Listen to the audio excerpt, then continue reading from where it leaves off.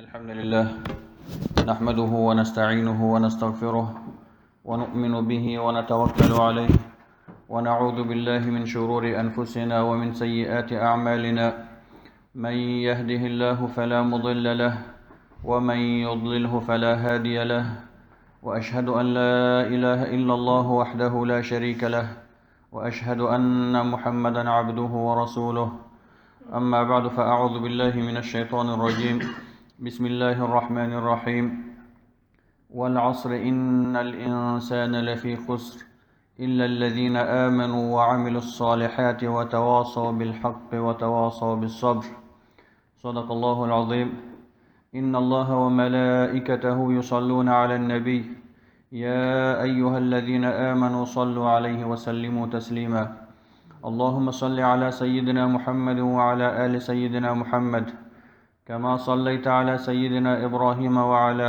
آل سيدنا إبراهيم وبارك على سيدنا محمد وعلى آل سيدنا محمد كما باركت على سيدنا إبراهيم وعلى آل سيدنا إبراهيم في العالمين إنك حميد مجيد. ډېر درنو محترمو مسلمانانو ورونو او خویندو، الله سبحانه وتعالى انسان ته ډېر لوی کرامت، عزت او مقام وربخلی. ځکه خو الله متعال قرآن عظیم الشان کې فرمای ولقد کرمنا بني آدم، په تحقیق سره مونږ کرامت ورکړی بني آدم ته. بني آدم ته مونږ کرامت ورکړی. کرامت نه مراد هماغه عزت، احترام، منزلت، مقام دی. په بل آیت کې هم الله متعال فرمای لقد خلقنا الانسان في احسن تقویم، مونږ انسان پیدا کړی دی په ټولو مخلوقاتو کې په بهترین صورت او شکل باندې. هغه شکل، هغه خلقت چې انسان لري هیڅ مخلوق یې نه لري. بیا الله متعال انسان په نورو مخلوقاتو باندې غوره کړی دی په عقل سره، چې انسان ته الله متعال عقل ورکړی، دغه عقل سره خپل خیر او خپل شر پیژني. شریعت، دین، عقیده، ایمان، احکام، الله، رسول ټول په عقل سره درک کولی شي. همدغه فرق دی چې انسان د حیوان څخه جدا کوي. دغه انسانی کرامت عام دی، که هغه مسلمان وي که مسلمان نه وي، ټولو ته دغه انسانی کرامت الله متعال وربخلی. ځکه آیت کې فرمایي ولقد کرمنا بني آدم، د آدم اولاد ته مونږ کرامت ورکړی. د آدم اولاد که مسلمان و که غیر مسلمان و، هغه انسانی کرامت د ټولو محفوظ دی. انسانی کرامت ټولو ته ثابت دی. ځکه خو رسول الله صلی الله علیه وسلم او د قرآن عظیم الشان آیاتونو مفهوم دا دی چې هغه انسانی کرامت ولو که د جنگ په حالت کې هم وي باید وساتل شي، هغې ته باید نقصان ونه رسیږي. یو د انسانی کراماتو څخه هغه د انسان د مرګ نه وروسته هم دی. یعنی دغه انسانی کرامت یوازې د انسان ژوند پورې منحصر او محدود نه دی، بلکې د انسان کرامت الله سبحانه وتعالی د مرګ نه وروسته هم ساتلی دی، خوندي. هغې باید احترام، عزت، درناوی وشي، ولو که غیر مسلم هم وي. بالخصوص مسلمان د هغه یو کرامت په ټولو مؤمنانو باندې فرض دی چې قرآن عظیم الشان کې څو آیتونو کې هغې ته اشاره شوې ده. الله سبحانه وتعالی فرمای ثم السبیل یسره ثم اماته فاقبره. انسان ته الله متعال د راوتلو لاره آسانه کړې، دنیا ته د راتګ لاره ورته الله آسانه کړې. ګنې دغه لاره آسانه نه ده. د لارې نه مراد د انسان زیږنتون دی، ولادت. انسان چې د خپل د مور د رحم څخه دنیا ته راځي، که دا د الله تعالی فضل نه وی، الله تعالی دغه لاره آسانه کړی نه وی، نو هیڅ انسان به د خپل مور د خېټې او د رحم څخه نه شي راوتلی، مګر الله دی چې همدغه ولادت صحنه یې آسانه کړی چې زنانه ډېر په اسانتیا سره کولی شي خپل اولاد وزېږوي. ثم السبیل یسره، دا د الله تعالی یو احسان دی. بیا فرمای ثم اماته فاقبره، انسان ته د ولادت څخه وروسته الله د ژوند فرصت ورکوي، چاته 80 کاله، چاته 70 کاله، چاته 100 کاله، چاته زیات، چاته کم، څومره چې الله تعالی اجل ورته ټاکلی وي دومره ژوند کوي. مګر د دغه اجل رسیدلو سره، د دغه مهلت پوره کېدلو سره دغه انسان وفات کیږي، د دنیا څخه ځي. چې دنیا څخه لاړ بیا الله متعال د انسان دغه کرامت خوندي ساتي. ثم اماته فاقبره، الله تعالی دغه انسان وفات کوي، موت ورته رسیږي، مرګ ور رسیږي، مګر بیا الله تعالی دای په قبر کې پټوي. اقبره قبر کې ایښودل غواړي، یعنی قبر کې خاورو لاندې پټېږي. که انسان په قبر کې نه پټېدلی، د خاورو لاندې نه دفن کېدلی، نو دی به د نورو حیواناتو غوندې د ځمکې پر سر پروت وی. هر چا به ورته کتل، چا به د بوی تحمل کولی نه شوی، چا به دته کتلی نه شوی. د دغه انساني کرامت، حیثیت، وقار، عزت، هر څه به د نظر څخه لوېدلی. مګر نن موږ او تاسو ګورو چې انسان هماغه عزت سره چې ژوند کوي، په هماغسې عزت بلکې د هغې نه په ښه شکل سره قبر ته ورځي. د مرګ څخه وروسته دته غسل ورکول کېږي، اودس ورته ورکول کېږي، په 3 لباسونو کې نارینه کفن کېږي، 5 لباسونو کې زنانه کفن کېږي، ډېر معطر په پاک شکل باندې، ډېر په درناوي او احترام سره په اوږو باندې بارېږي او قبر کې ایښودل کېږي. دغه عزت چې اسلام انسان ته د مرګ نه وروسته ورکړی په ډېرو ادیانو کې نشته. همدا اوس موږ او تاسو شاهد یې ګورو چې ډېر مذاهب خپل مړي سوځوي، ډېر خلک داسې دي چې خپل مړي بهر ته اچوي، ډېر خلک داسې شته چې هغه خپل مړي وړي د غره د پاسه اچوي، مارغان راځي دغه غوښې خوري. ډېر کسان داسې هم شته چې انټرنیټ کې به تاسو لیدلی وي، د خپل مړو غوښې چاپانو باندې شکوي، مرغیانو ته اچوي او فقط هډوکي خښوي. دا ټول د انساني کرامت منافع عمل دي. اما د الله سبحانه وتعالی انسان ته درناوی، عزت او احترام او کرامت چې د مرګ څخه وروسته ورکړی همدا دی چې موږ او تاسو ته فرمایي ثم اماته فاقبره. کله چې انسان ته الله مرګ ورسوي بیا دی دفن کوي په خاورو کې. د شریعت اسلام حکم دا دی چې پر ژوندیو باندې فرض دی چې مړی دفن کړي، مړی باید خاورو ته وسپاري. هغه مړی چې هغه د ژوندیو په لاس کې شته، که داسې یو مړی وي چې هغه درندګانو خوړلی خو د هغو د خېټې نه خو نشي راویستل کېدلی، که یو داسې مړی دی چې بهر کې مایان وخوړه خدای خو زموږ د لاسه ووته، یا یو انسان وسوځېد خاوره شو زموږ د لاسه ووته. مګر هغه مړی چې زموږ په اختیار او صلاحیت کې دی هغه دفن کولی شو، دی باید دفن شي. دا په ژوندیو باندې فرض دی، لکه څرنګه چې د هغه کفن دی، د هغه غسل ورکول، دا ټول مسایل په انسانانو باندې فرض دي. د قبر په اړه باندې باید مسلمانانو ووایو چې موږ او تاسو ته شریعت د قبر احکام بیان کړي دي. متاسفانه موږ او تاسو د قبرونو په مسایلو کې، بالخصوص په دغه هیواد کې ډېر مسلمانان د شریعت د دستوراتو څخه خلاف کار کوي. موږ او تاسو دنیاوي کارونو دپاره د هر عمل دپاره 50 وارې پوښتنه کوو، 10 کسانو ته مراجعه کوو، دنه پوښتنه وکړه، دنه پوښتنه وکړه، دنه پوښتنه وکړه، خپل منفعت دپاره ګرځو. مګر د شریعت په کارونو کې هیڅکله یو عالم ته، یو شیخ ته، امام ته نه ورځو چې پوښتنه وکړو، خپل ځان په دې مسله باندې پوه کړو. کله کله دغه ناروا رسم او عنعنات په موږ باندې غالب شي، شریعت په منځ کې ورک شي. کله کله جعلي غیرت، تقلبي غیرت په نوم باندې چې حقیقي غیرت نه دی، په هغه اساس باندې موږ هغه شریعت د لاسه ورکوو، او یو ناروا غیرت چې هغه غیرت نه دی اصلا، هغه پر موږ باندې غالبېږي. دغه څو ځل مسلسل چې موږ او تاسو قبرستان ته ورځو د خپلو مسلمانانو ورونو او خویندو دفنولو دپاره، تاسو ټول به ځینې حالات او ځینې شیان هلته مشاهده کوئ، ګورئ چې هغه ټول د شریعت خلاف دي، مګر دې ته مسلمانان متوجه نه دي.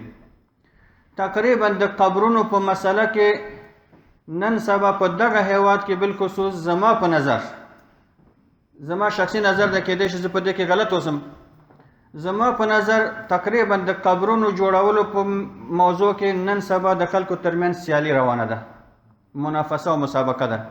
فلانی د خپل پلار قبر په $10,000 جوړ کړ، زه بیا په 14,000 جوړ کړم. فلانی ورته دغه مرمر راوړی و، زه به ورته باید دغه رقم راوړم. فلانی خپل د تیږې نوشته په فلانی همداسې کړی دی، زه باید په سپینو زرو په اوبو باندې ولیکم.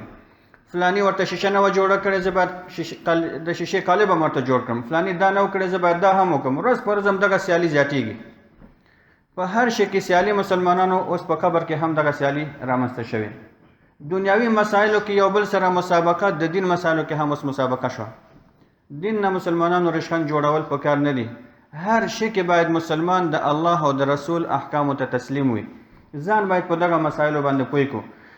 مونږ او تاسو ته رسول الله صلی الله علیه وسلم د قبر په اړه باندې دستورات راکړي، او دغه دستورات فقط زمونږ د اسانتیا دپاره، زمونږ د مصلحت دپاره، زمونږ د اقتصاد دپاره، زمونږ د انفاق دپاره او د غریب د حال په نظر کې نیولو دپاره، د وارث او د مسکین او د یتیم او د کونډې د حق په نظر کې نیولو دپاره مونږ ته شریعت دغه دستورات راکړي دي. رسول الله صلی الله علیه وسلم فرمایي، مفهوم د حدیث دی چې قبر باید سینامي وي. سینامي د اوخ یا د ماهي دغه ته وایي، اصلا د اوخ ته سینام وایي. دغه پاس کوپان چې دی کوپاني شکل باید ولري، یا د ماهي شکل چې په دغه شکل باندې قبر جوړ شي. مګر دا باید د ځمکې څخه څومره اوچت وي، یا 1 لیشت او یا 2 لیشته، حد اکثر 2 لیشته د ځمکې څخه اوچت شي. ځکه خو جابر رضی الله عنه یو صحابي دی، رسول الله صلی الله علیه وسلم دی یو چیرته د اسلام د یو معلم په صفت باندې لګلی. رسول الله صلی الله علیه وسلم ته یې بیرته شکایت وکړ، یا رسول الله په دغه منطقه کې چې زه خلکو ته د اسلام بلنه ورکوم، د اسلام احکام او دستورات ورته ښایم، دلته خلک قبرونه ډېر لوړ لوړ جوړوي. کله د انسان نیمایي نامو پورې رسېږي، کله دومره خو لوړ لوړ قبرونه جوړوي. رسول الله صلی الله علیه وسلم دته امر وکړ چې هغه قبرونه چې ډېر جګ دي دا بیرته هوار کړه، ټیټ یې کړه. 1 لیش یا 2 لیش قبر باید وي، دې نه پورته باید نه وي. ځکه قبر داسې نه ده چې ته تر قیامته پورې به همدغه قبر وي، جنګله ورباندې جوړ کړه، غرفه ورباندې جوړ کړه، کانکریټ کړه، دا وکړه دا وکړه چې همدغه قبر د قیامت پورې. قبرونه وخت په وخت باندې بیرته دوباره تجدیدېږي، رینیو کېږي. کله چې دا خاوره سره خاورې شي دوباره دا ټول مسلمانان موږ چېرته دفنوو؟ خو همدغه یو قبرستان نه دوباره په مرور د زمان سره بیا استفادې کېدلی شي. په عین زمان کې که دغه قبرونه د نورو امتونو غوندې دومره پاخه او کانکریټي او په دغه مزین شکل باندې جوړ شي، کېدای شي وخت راسي چې همدې عبادتګاهوې جوړې شي. هر قبر چې ډېر مزین وي، ډېر ښایسته وي، نو خلک به د هغې ښه عبادت کوي چې ولا دغه بهترین قبر همدا دی، بل به وایي چې نه بهتر قبر دا دی. نو په دغه اساس رسول الله صلی الله علیه وسلم جابر رضی الله عنه ته امر وکړ چې هغه قبرونه جګ دي هغه بیرته ټیټ کړه، خاوره یې کمه کړه تر څو نورو سره یو برابر شي. په دغه اساس مسلمانانو موږ او تاسو ته اسلامي شریعت د دې اجازه نه راکوي چې قبر باندې آبادي وشي. قبر باندې آبادي جواز نه لري، شرعاً حرام دی.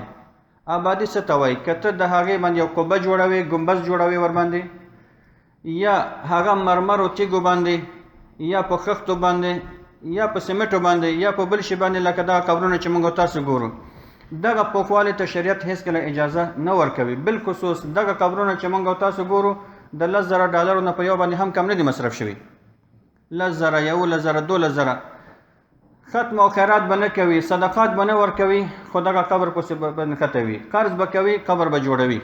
حال دا چې دا یو خلاف شریعت کار دی. دې ته دومره توجه نه ده پکار چې خپل ټول انرژي، خپل ټوله سرمایه په دې باندې مصرف کړو. کله چې انسان وفات شو، د ده مال چې پاتې شو، دغه مال د وارثینو حق دی. دا د وارثینو حق دی، د یتیمانو حق دی، د کونډو حق دی. دا مال باید وارثینو ته ورکړل شي. یو کس ما ته ویلی چې زما یو څوک وفات شوی و، دومره مال ترې نه پاتې شوی دی، ما انجینر راوسته چې دا قبر ورته جوړ کړم، هغه ما ته تخمین وکړه چې 11,000 ډالره په دې باندې مصرفېږي. زه به دا 11,000 ډالر اول په قبر مصرف کړم، بیا به متباقي موږ میراث کړو.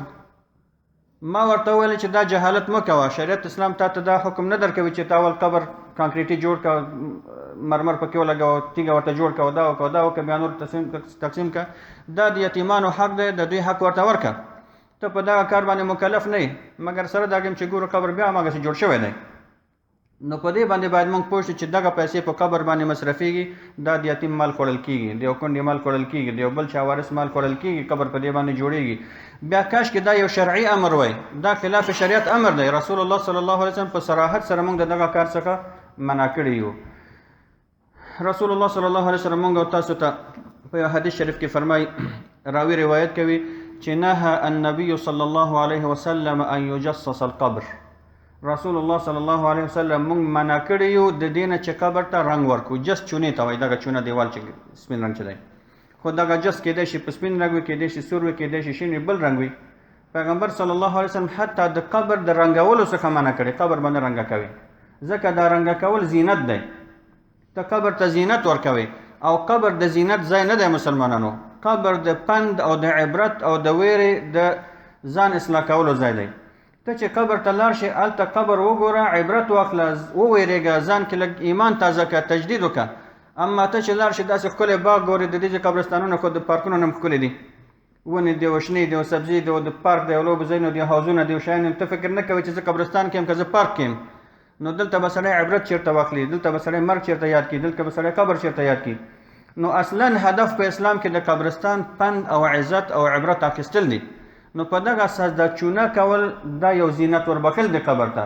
نو ځکه رسول الله صلی الله علیه وسلم منع کړي چې تاسو حتی قبر ته چونه هم مه ورکوئ، رنګ مه ورکوئ ورته.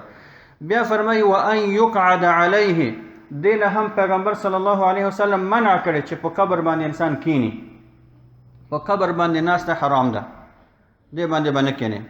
چې کله ناسته په قبر باندې حرام ده، ګرځېدل په دوه پښو خو بالکل حرام دي ورباندې. اوس موږ او تاسو چې دغه قبرستان ته ورځو، دلته دوه قسمه قبرونه دي. یو قسم قبرونه دي چې هغه جګ دي، په هغې باندې سړی نشي ګرځېدلی. خو یو قسم قبرونه دي چې هغه ځمکې سره هموار دي، یو لرګی ولاړ دی، سړی پوهېږي چې دا قبر دی، مګر د لرګي شاته 2 متره قبر دی یا 1.5 متر قبر دی. دغه تېره جنازه هم چې موږ وکړه، د جنازې ځای کې خو دا اوله جنازه نه، بله جنازې ساحه کې قبر نه و، خو د جنازې نه وروسته ټول خلک په قبرونو باندې ولاړ وو. دوی متوجه نه دي چې دلته لاندې قبرونه دي، ځکه دا هوار قبرونه دي، تر څو چې چاته معلومات نه وي نه ورته متوجه کېږي. نو په قبر باندې ودرېدل، په قبر باندې ګرځېدل، په قبر باندې کېناستل، دغه ټول شرعاً جواز نه لري، حرام دي. رسول الله صلی الله علیه وسلم فرمایي، مفهوم د حدیث دی، که یو انسان د اور په سکروټې باندې کینی او د ده لمن او لباس اور واخلي او دا اور دومره زیات شي چې د بدن او پوستکي ته ورسېږي، دا به ورته بهتر وي نه دا چې دی په قبر باندې کینی او وګرځي. یعنی دومره شدید عقاب په حدیث کې ذکر شوی. که ستا بدن هم په اور باندې وسوځېږي، لباس دې هم وسوځېږي، دا کم دی د دې نه چې ته په قبر باندې کینې یا په قبر باندې وګرځې. په دغه اساس مسلمانانو قبرستان سره احتیاط پکار دی، هر نقطه کې باید مسلمان متوجه وي. بیا رسول الله صلی الله علیه وسلم په دغه حدیث شریف کې فرمایي وان یبنى علی القبر، حرام دی، جواز نه لري چې په قبر باندې بنا وشي. بنا ساختمان ته وایي، آبادي. دغه آبادي چې ما مخکې هم ویلې، نن سبا د قبرونو ته چې موږ تاسو ګورو، دومره مزین قبرونه، داسې یو خاص مرمر په دې باندې کارېږي، دومره زحمت په دې باندې کېږي چې یو خاص انجینر باید ورته راوستل شي.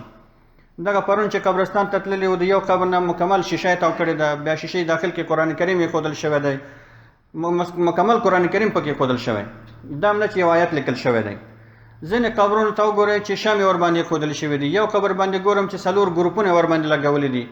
ځینې قبرونو باندې ګورئ چې دغه بوتان ورباندې ښودل شوي دي، د مسلمانانو قبرونه دي. ځینې قبرونو باندې داسې نور ناروا شیان وګورئ چې دا اصلا ټول جواز نه لري. قبر باندې شمع لګول، قبر باندې قندیل لګول، قبر کې رڼا کول، قبر ته اور لګول، دې ټولو باندې میت اذیت کېږي، دې باندې میت عذاب کېږي. نو دغه شیانو باندې باید مسلمانان متوجه وي. که د انسان قبر داخل کې رڼا وي، د عمل سره د قبر لاندې مزین وي، پاس د هیڅ شی نه وي، دغه اساس دی. مګر ته چې پاس دته یو بیخي ډېر مزین قصر مرته جوړ کړي، خو چې داخل کې هلته عمل نه وي، نو دې زینت باندې به څه وکړو موږ تاسو مسلمانانو؟ بې ځایه مصرف، بې ځایه خپل زحمت ویستل، بې ځایه انرژي صرفول، مګر هغه هم کاش کې یو فایده خو ولري، بې فایدې دغه ټول کارونه ترسره کېږي. همدارنګه رسول الله صلی الله علیه وسلم په دغه حدیث شریف کې فرمایي او ان یکتب علیه، دا کم حرام دی، جواز نه لري چې په قبر باندې نوشته وشي. اوس چې دې قبرونو ته ورشي، اول خو نوشته دی چې فلان ولد فلان، تاریخ تولد فلان، تاریخ وفات فلان، بیا به یو شعر ورته لیکل شوی وي، بیا به لاندې یو بل نصیحت ورته لیکل شوی وي، بیا به یو بل شی نوشته وي، بس ته کتابونه ورباندې نوشته کړي دي. دغه ټول حرام دی، یو هم جواز نه لري. که چیرې ډېر ضرورت پیدا شي، د ضرورت مطابق فقط د دپاره چې دا قبرونه ټول یو رقم دي، قبر د نه ورک نشي، یا که کله دعا دپاره راځي قبر وپېژنې، فقط نوم لیکل جایز دی یا تاریخ تولد لیکل جایز دی. اما دا چې ته ورباندې شعرونه لیکې او دې باندې بیا پندونه لیکې او دې باندې عبرتونه لیکې او آیت کرسي ورباندې ولیکې او قرآن شریف ورباندې ولیکې، دا ټول د قرآن بې حرمتي ده، دا ټول د قرآن کریم بې حرمتي ده. خصوصا که ته په یو لوحه باندې قرآن کریم آیت لیکې، آیت کرسي لیکې یا بل آیت لیکې او دا بیا په ځمکه باندې ږدې. خصوصا بل ورځ ماته یو چا یو قبر وښوده چې د قبر د لرګي سره لاندې په ځمکه باندې هموار قبر دی، په دې باندې د قرآن آیت نوشته دی. اوس یو سړی به روان په دې باندې به پښې ږدي، متوجه نه دی، یو سپی راځي ګلم په مخ دې باندې ګندګي کوي، یو بل حیوان راځي په دې ګندګي کوي، یو باران کېږي، یو بل شی کېږي، بل شی کېږي. دا ټول د قرآن کریم بې حرمتي ده. که دغه قبر په سر هم ته آیت ولیکې قبر ته کومه فایده نه رسوي. که ته د قرآن کریم یو جلد نه چې 10 قرآن کریم هم په قبر باندې کېږي هېڅ فایده ورته نه رسوي. د هغه عمل دی چې ورسره ملګری دی. نو دا څه معنا لري چې ته قبر په سر باندې یو ګټه المارۍ جوړه کړه د شیشو، بیا په هغې کې قرآن کریم کېده، بیا هغې کې ګلونه کېده، هغې کې کندلونه کېده، هغې سره نور مختلف قسم شیان کېده، ټلیفون ورسره کېده، فلان کېده، فلان کېده. دا ټول هماغه د جاهلیت معتقدات دي چې د نورو مذاهبو نه مسلمانان زده کوي، بیا راځي هماغه په خپلو مسلمانانو مړو باندې تطبیق کوي. نو دغه حدیث شریف کې راوي فرمایي چې نهى النبي صلی الله علیه وسلم ان یجصص القبر او ان یقعد علیه وان یبنى على القبر او یكتب علیه. رنګ کول د قبر جواز نه لري، کېناستل په قبر باندې جواز نه لري، تعمیر جوړول یا ساختمان جوړول یا کانکریټول د قبر جواز نه لري، نوشته په قبر باندې جواز نه لري. همدارنګه دا ما وویل چې دغه برقون روښانول، شمع روښانول، اور روښانول، دغه ټول شیان هم جواز نه لري. دا ټول د پخوانیو مذهبونو یا د نورو غیر اسلامي مذاهبو عادت دی چې مسلمانانو د هغو څخه زده کړي دي او اوس په خپلو مړو باندې تطبیقوي. اما یو شی دی چې رسول الله صلی الله علیه وسلم هغې ته جواز ورکړی او په خپله هم دا کار کړی، هغه د قبر نښه کول دي. د قبر نښه کول، نشاني کردن قبر. د قبر نښه کول په دې معنی چې ته یو لرګی یا تیږه یا داسې یو بله نښه په دې قبر باندې کېږدي چې هغه تا ته معلوم وي چې دا زما د پلار قبر دی، دا مې د ورور قبر دی، دا مې د مېرمنې قبر دی، دا د فلان فلان قبر دی، وپېژندل شي. نو په همدغه اساس باندې علما اوس جواز ورکوي. که فرضاً داسې یو وسیله نه وي نو بیا فقط حداقل نوم لیکل جواز لري چې وپېژني.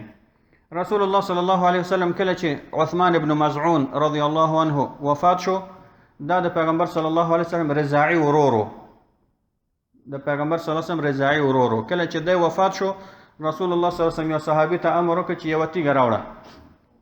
دغه صحابي لاړ یو ګټه تیږه راوړله، دومره ګټه تیږه وه چې د صحابي نه شو پورته کولی. رسول الله صلی الله علیه وسلم خپل دا لستوڼې پورته کړل او لاړ د مبارک دا تیږه پورته کړه، ځکه هر پیغمبر ته الله د 40 پهلوانانو قوت ورکړی. نو دغه صحابي نه شو پورته کولی، رسول الله صلی الله علیه وسلم ورغی هغه پورته کړ، بیا یې راوړه د قبر په سر یې کېښوده او صحابو ته وفرمایل چې دغه تیږې باندې زه د خپل ورور قبر نښه کوم، د خپل ورور قبر نښه کوم، دا یو نښه ده. په دغه اساس علما وایي چې دا یو مباح عمل دی. که څوک خپل قبر یا د خپلوانو قبر نښه کول غواړي، نشانول غواړي، نو یو تیږه یو لرګی یو شی ورباندې کېښودل شي.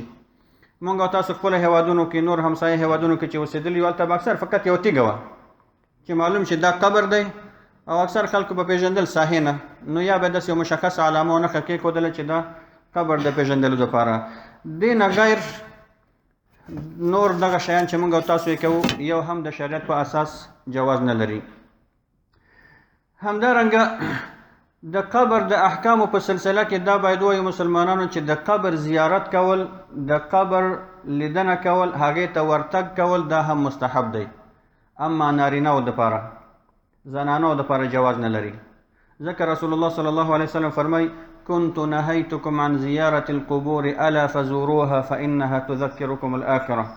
ما د اسلام په ابتدا کې تاسو د قبرونو څخه منع کړی وای چې قبر ته مه ځئ، ځکه ابتدا د اسلام کې خلک نوي د جاهلیت څخه اسلام ته اوښتي وو، دوی تر اوسه هم د جاهلیت دغه عاداتو نه متاثره وو.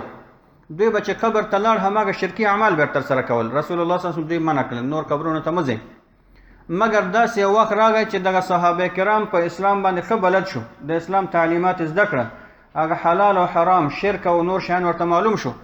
بیا رسول الله صلی الله علیه وسلم ورته وفرمیل الا فزوروها، اوس تاسو قبرونو ته لاړ شئ. ولې لاړ شئ؟ فانها تذکرکم الاخره، ځکه قبر تاسو ته آخرت در یادوي. ځکه د قبر څخه ورتګ عبرت اخیستل دي، پند اخیستل دي، نصیحت اخیستل دي، انسان آخرت ته متوجه کیږي.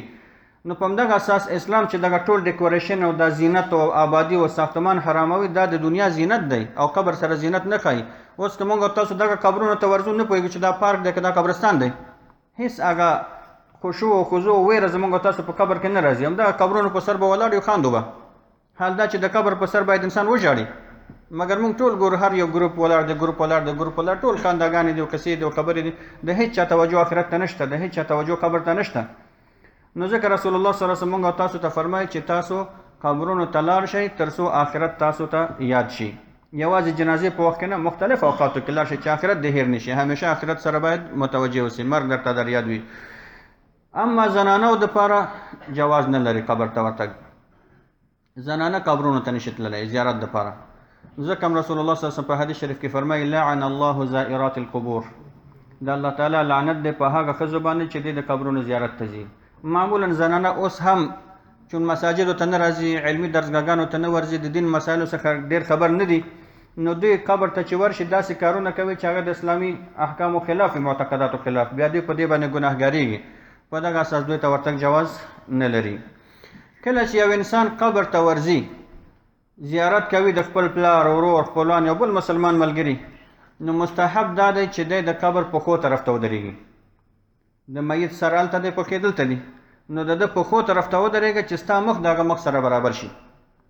ځکه رسول الله صلی الله علیه وسلم په حدیث شریف کې فرمایي مفهوم دی چې ما من رجل یمر بقبر الرجل كان يعرفه في الدنيا فيسلم عليه إلا رد الله روحه عليه حتى يرد عليه السلام. هر انسان چې ته په دنیا کې پیژنې، ورسره ملګرتیا لري، ته بیا د هغه قبر ته ورځې د دعا دپاره، نو دغه مړي ته الله تعالی د هغه روح دوباره رالیږي، دی ستا سلام اوري، تا پیژني چې فلانې زما قبر ته راغلی. نو په دغه اساس د پښو ته ودرېدل تر څو د هغه مخ سره ستا مخ شي، هغه تا ګوري، تا پیژني، ځکه دنیا کې ته پیژندلې. قبر ته چې انسان ورشي، د قبر په سر باندې کینی، ما ویل چې پښو طرف ته به ودرېږي، دلته به اول سلام ورکوي. یو سلام عمومي قبرستان ته چې ورننوځي، مګر زمونږ او تاسو مشکل قبرستانونو کې اوس دا دی چې دلته مسلمانان هم دفن دي، غیر مسلمانان هم دفن دي. دلته چې ته قبرستان ته ننوځې سلام به کوې، مګر ستا په نیت کې به مسلمانان مړي وي. ځکه اصلا خو سلام ټول عمومي ټولو دپاره دی، خو دغه قبرستانونو کې هم مسلمانان شته هم غیر مسلمانان شته. نو ته چې قبرستان ته سلام کوې، خپل نیت به د مسلمانانو مړي په ذهن کې نیسي، سلام ورته کوي. او که چیرې په قبرستان کې د مسلمانانو د مړو دپاره یو مشخص ځای وي، موږ او تاسو ګورو چې دغه مسلمانانو ساحه ده او دا د غیر مسلمانانو ساحه ده، نو بیا که ته د مسلمانانو ساحې ته ورشي، هلته بیا دغه مسلمانان ټولو ته سلام وکړي، بیا هم صحیح ده. اما که ځای وړوکی وي او ټول ګډ سره دفن دي او نه پیژندل کېږي چې څوک مسلمان دی څوک غیر مسلمان دی، نو بیا به په نیت کې مسلمانان په نظر کې نیسي. مړو ته یا قبرستان کې د سلام اچولو طریقه موږ او تاسو ته مختلفو احادیثو کې راغلي. یو حدیث کې رسول الله صلی الله علیه وسلم داسې فرمایي چې السلام علیکم یا اهل القبور یغفر الله لنا ولکم انتم سلفنا ونحن بالاثر. سلام د وي پر تاسو باندې ای د قبرونو خاوندانو، الله دې تاسو ته هم مغفرت وکړي، الله دې موږ ته هم مغفرت وکړي. تاسو موږ نه مخکې تللي یاستئ، موږ تاسو پسې در روان یو، موږ تاسو تعقیبوو، موږ هم مړ کېږو، ستاسو خواته درځو. ځینې روایاتو کې بیا داسې دی چې السلام علیکم دیار قوم مؤمنین، ای د مسلمانانو د کورنیو خاوندانو، مراد د دیار نه دغه قبرونه دي، نو هغو ته سلام اچول کېږي. خو چې په هر لفظ سره وي دغه قبر ته باید سلام واچول شي. ځینې بدعات او ناروا کارونه چې قبرونو باندې ترسره کېږي، موږ ډېر ځایونو کې ګورو، حتی قبرونو ته سجدې کوي خلک، دا حرام دي. د قبر څخه طواف کول دا حرام دي. د قبر خاوره په ځان باندې مګل دا حرام دي. یا د قبر په سر باندې مالګه ایښودل او بیا دا مالګه تبرک دپاره وړل خلکو باندې ویشل دا حرام دي، جواز نه لري. د قبر په سر باندې پیسې ایښودل دا جواز نه لري. د قبر په سر باندې صادرونه اچول دا جواز نه لري. موږ تاسو ډېر زنانه ګورو، نوی صادر به لاړ شي په $10 واخلي، هغه وړي قبر په سر یې اچوي. دغه $10 صادر ولې یو مسلمان ته نه ورکوي، ولې یو مسکین ته نه ورکوي، ولې یو کونډې ته نه ورکوي، ولې دغه لس $10 یو چا ته خیرات نه ورکوي؟ قبر خو دې صادر ته ضرورت نه لري. دا ټول ماګه د جاهلیت عادت دي چې خلک کوي. زمونږ مسلمانان اصلا فکر نه کوي ځینو مسایلو کې. مونږ کابل کې اوسېدلو، په دغه کوڅه کې چې زما کور د کوڅې ابتدا کې یو لرګی و، فقط داسې یو اوږد لرګی و، د څه ورته وایي بانس، د بانس یو لرګی و. هر ورځ به د چهارشنبې پر ورځ زنانه راتلل، مازدیګر کې نوي نوي صادرونه به راوړل، دلته به ګوټه کول، بیا به لاړ. نه هلته قبر شته، نه هلته کمبل شته. خدای دپاره دا صادر څه دپاره دلته ګوټه کوي؟ خدای یو مسکین ته ورکړه، چاته ورکړه. هره چهارشنبه چې سبا به موږ لیده دا لرګی به د نوي صادرونه ډک شوی و، بیا به چا دا خلاصول هم نه شوی. که دې ته د لاس یوړ بیا دا مصیبت درته پېښېږي، دا مصیبت درته پېښېږي. دا یو خاص معتقدات دي. دا ټول ماګه د جاهلیت وختونو عادات دي چې دې نه شریعت اسلام موږ او تاسو منع کړي یو مسلمانانو. قبر ته چې انسان ورشي، دلته به ته دعا کوي. چا ته دعا کوي؟ خپل ځان ته به هم دعا کوي، ټولو مسلمانانو ته هم دعا وکړه، خپل کورنۍ ته هم دعا وکړه، دغه میت ته هم دعا وکړه.